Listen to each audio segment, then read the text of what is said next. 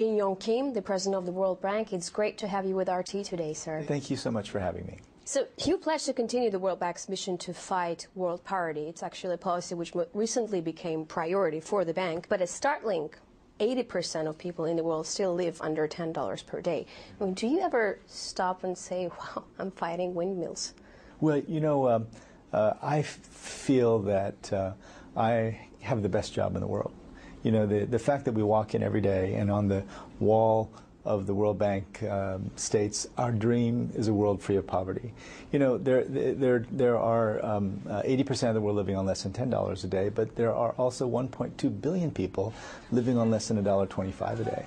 So the fact that fighting absolute poverty, extreme poverty, conditions that no one should live under is, I think, one of the great privileges of working for a group like the World Bank Group. But when you think of a world poverty, in general, it's still such an abstract thing. I mean, I know that you've had a remarkable career as a doctor working in the field every day in places like South America, Russia, Siberia. Maybe do you feel that you were more useful than helping directly people than fighting something that's so intangible, you know? Well, you know, it's become more and more tangible over time. So, for example, we know now that investing in health, investing in education, investing in social protection programs are critical to lay the foundations for the kind of economic growth that will lift people out of poverty. Another thing we know is that every country in the world has to think about how to grow their private sector. You know, this is a real issue here in Russia. President Putin has said that he wants to improve his business climate and wants to move quickly up the rankings to be among the top 20 countries in the world in terms of ease of doing business. Every single country in the world has to figure out how to grow their private sector so that businesses can grow and create the kind of jobs that people want. If you look around the world and see the kinds of crises that have erupted, especially, for example, in the Arab Spring, those crises were specifically about the lack of jobs, the lack of access to the economy, the inability to feed their children. So we now know a lot about what it takes to lift people out of poverty, provide them health, education, social protection, and then figure out ways of having the right kind of fiscal policies, the right kind of monetary policies, grow your private sector. So our message is, while they have to be tailored to each individual situation, is very encouraging in a sense, because we think there is a path for all countries to grow their economies, to provide the basics of health, education, so that their people can live productive and dignified lives. Can I ask you something? What were some of your thoughts about World Bank before you became its head? Because it's an organization that's in a constant state of becoming and change. I know that in 2000 you even wrote a book somewhat criticizing the bank. Well, you know, this is I'm so glad you said that, because very few interviewers actually understand how much the bank has changed. You know, one of my first trips to Washington, D.C. was actually to protest the bank. We were part of a movement called 50 Years is Enough, and at that time we did not feel that the bank was on the forefront of issues like environmental sustainability, gender equality, the importance of access to health care. And over time, as the evidence has grown, the bank has shown that it focuses on data, that it focuses on fact, that it tries to take evidence from the studies, often that they do themselves, that give a clear idea of just what you need to do in order to grow your economy, to provide jobs, and to provide those basic services. So the bank of 20 years ago is very different than the bank of today. Today, I have to say, the fundamental values and mission of the bank are completely in line with the work that I've done for my entire life. I'm just going to continue with the thought of a World Bank being under permanent pressure and permanent criticism from left, from the anti-globalists, from the occupiers, I mean, you name it, and it's been going on for decades and decades. It does still have that image of being this vehicle for the United States and for multinationals to increase the grip over the developing countries, developing world. Can you change that? I think it's already changed. One of the things I did when I came in was to spend most of my first 6 months walking around the World Bank, both in Washington, D.C., and in the countries that I visited. And I asked them some fundamental questions. Well, who are we? What are we here to do? What are our most fundamental values? And how does it relate to our mission and our strategy? And what I found was that there was a deep, and there is a deep vein of passion for fighting poverty. You know, we have some of the brightest people in the world. These are people with PhDs in economics and engineering and all these fields from the top institutions in the world. They could make a lot more money if they went outside the World Bank into the private sector. But the reason they stay in the World Bank is because they want to fight poverty. And so I think that it's far more a public relations issue than it is a substance issue inside the World Bank. Person after person after person tells me, I came to the World Bank Group because I wanted to fight poverty. My job now is to make sure that everyone else in the world understands that that's what we do. Because there are three main points to people understanding what you do is good, and it's not in the interests of big corporations and richer nations. First point being that, you know, donor countries, donor governments are the richest countries in the world, and they would not do anything unless it serves their national interest and interests of their national businesses. Corporations and as well, I mean, they're not here for charity, they're really here for profit. That's the general understanding. Second point is that, you know, the World Bank has always been under U.S. power, more or less, because it's always been headed by an American, and it has the most voting power within the bank, you know, so you can't really talk about the even-handed approach within the bank. And there are a lot of local communities who actually tell you that, when you come to help me, it actually helps you more than it helps me in the long run. Those are the three main points. How do you react to them? So, first of all, when I was elected, for the first time in history, there was an actual election, and I had to run against two other candidates, and I spent a lot of time campaigning for this position, including flying here to Russia to make my case that I'd be the best next World Bank president.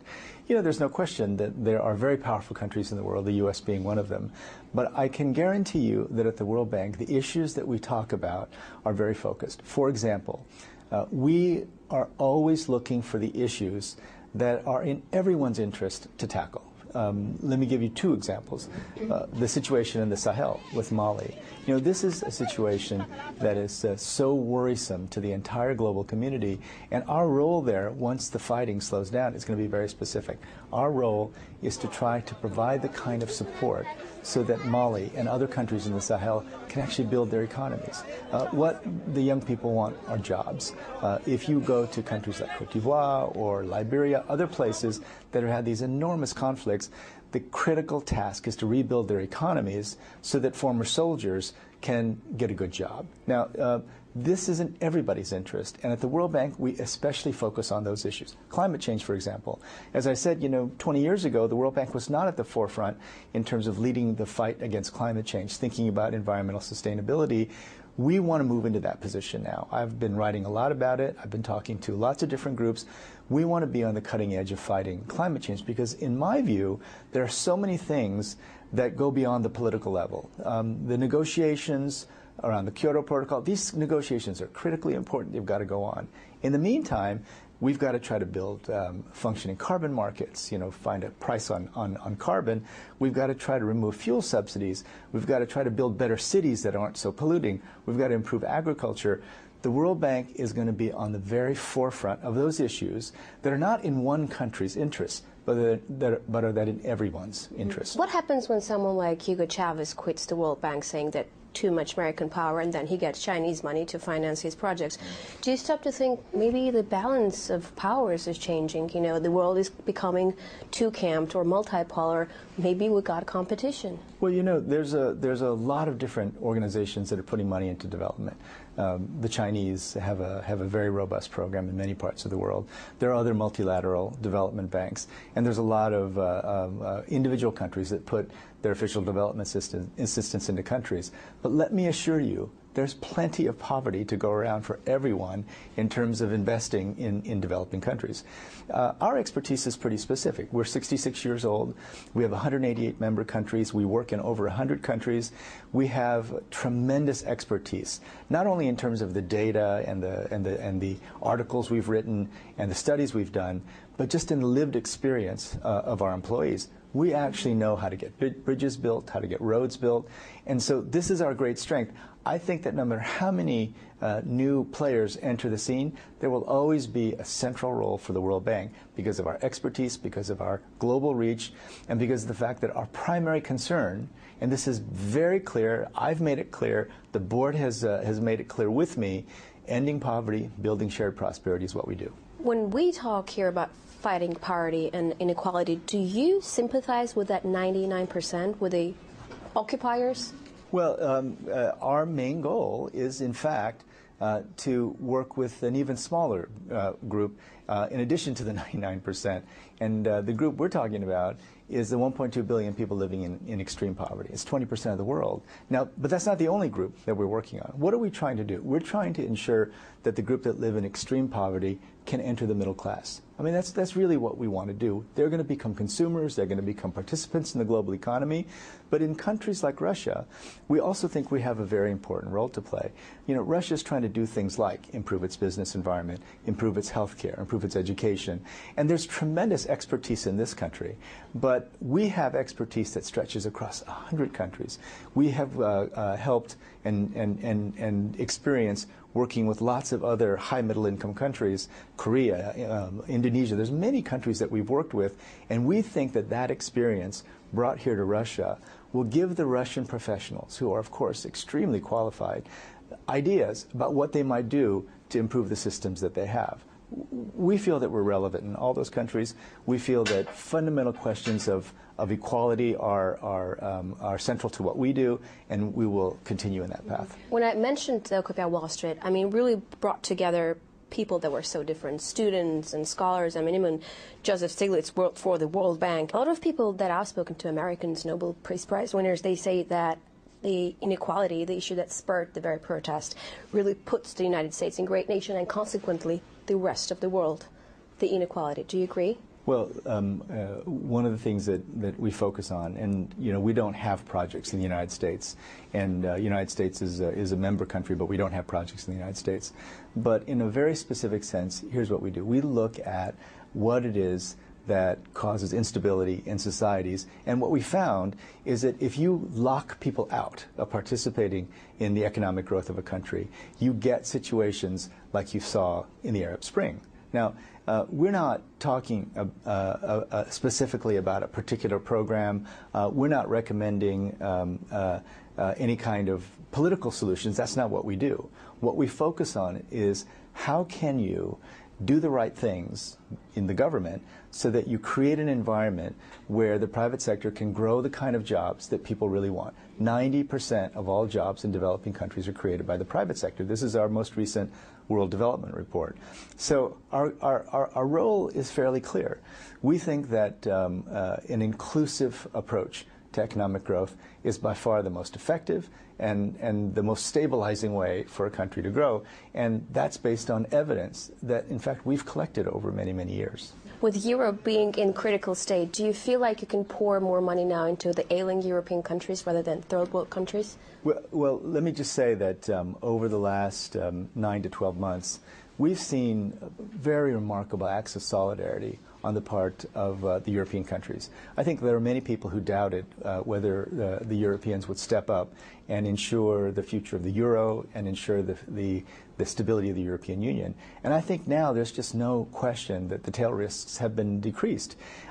We still have a lot to do. Countries still have a lot to do in terms of moving forward on the structural reforms that they've promised to undertake. But it's a much different G20 meeting today than it was 6 months or 9 months ago. Jim Young Kim, thank you very much for this interview. Thank you.